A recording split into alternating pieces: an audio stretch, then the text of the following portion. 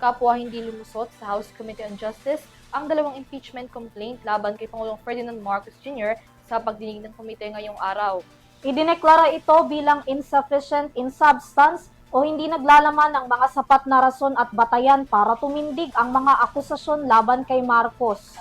Ang pagbabasura ng kaso, kinundena naman ng mga naghain ng reklamo at iginiit na ito ay malinaw na pagprotekta sa Pangulo mula sa pananagutan. Si Criza Lopez para sa detalye. That concludes the voting on the sufficiency or insufficiency of substance of the two impeachment complaints.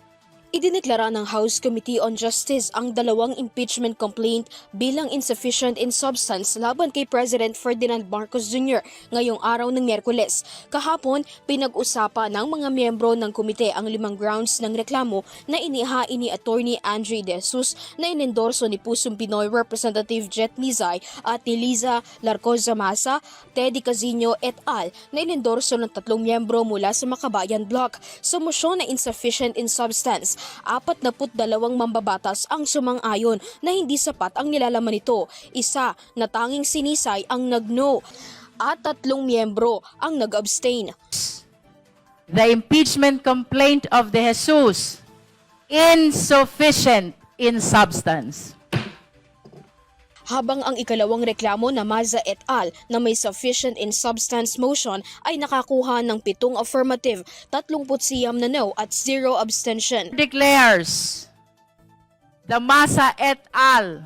Impeachment complaint insufficient in substance. Pahayag ni Gabriela Women's Party Representative Sara Elago sa pagbasura ng Kamara sa impeachment complaint laban kay Pangulong Ferdinand Marcos Jr.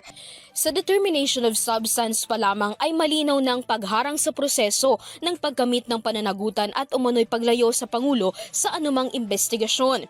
Argumento ni House Assistant Minority Leader at Kabataan Representative Attorney Renico sa naging desisyon ng House Committee, malinaw ang naging batayan ng reklamo. Lahat anya ng kanilang reklamo ay pasado sa mga pamantayang ipinatutupad ng komite.